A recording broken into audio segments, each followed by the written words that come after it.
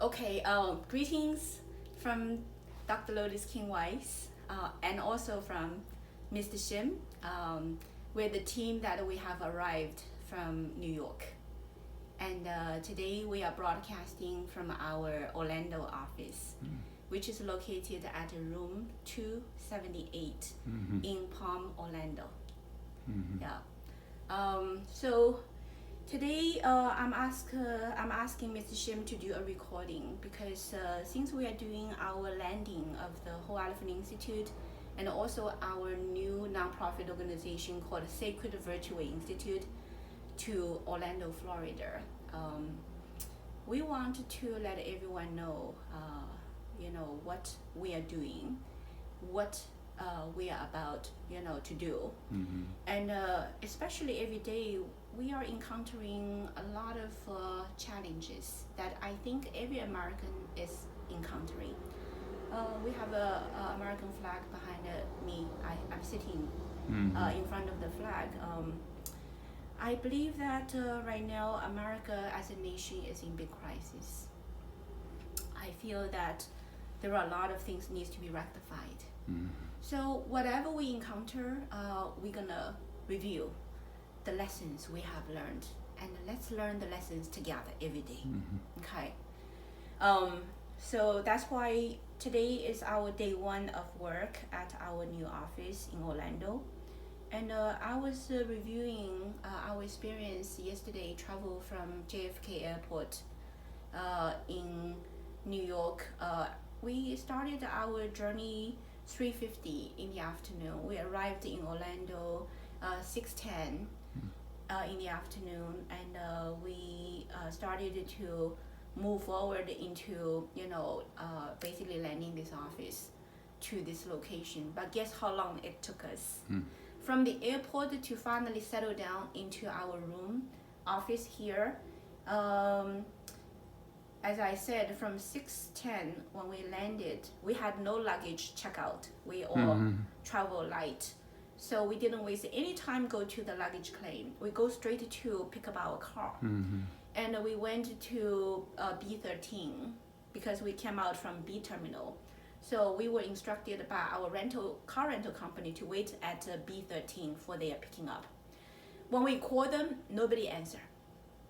I called about 5 times, and I saw multiple other companies picking up their passengers, customers. We were not we were not being picked up for a long time, right? I think we waited probably about 30 to 40 minutes outside, and finally they came. And after we were picked up, we went to the location, and the place basically had benches that all the people picking up the car are waiting. The room is very busy, lots and lots of people waiting, but they only had one person, one computer, taking care of people. And it took us from, arriving at the rental place, probably about at the time already 7 something. We didn't get to see the person in front of the computer to help us with the rental car pickup at 10 o'clock.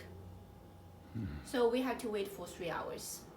We are very patient, correct? Yeah. I basically meditated. You also very, very patient. Okay, we are moral teachers. So I think, we were just quietly waiting. But when we went to the desk, pretty much everybody else are gone. We were pretty much the last several, okay? So the gentleman Cool, claiming to be his name, and he's a nice young man looking, okay? I had all the reason to trust him. But basically he started to say that, in order to let you pick up the car, you're gonna have to purchase. What kind of purchase it is? You have to buy $10 pass for the highway. I'm not familiar with Orlando, so I just have to say, really, can we skip highway altogether? We realize we can't because we need to go to West Palm Beach. And we need to take a 3-hour drive, and it's going to be a highway. So pretty much we forced to buy it. $10, right, a day. So we already paid $19 per day on the booking. It's straight $19 a day. That's why we rent it. They didn't say you have to come when you pick up the car, you need to pay insurance. Never said a word about that. Never said you need to buy another $10 for the highway fee, correct? So number one, a business, if they are not upfront, that's called a trap. Correct? Yeah. If they tell me you're gonna pay $19 right now, when you come to pick up the car, make sure you pay additional $10 for the highway, and then pay $35 for basic insurance. Otherwise, the car is not yours. If they say that, you think I will be booking it? Yeah. Absolutely not.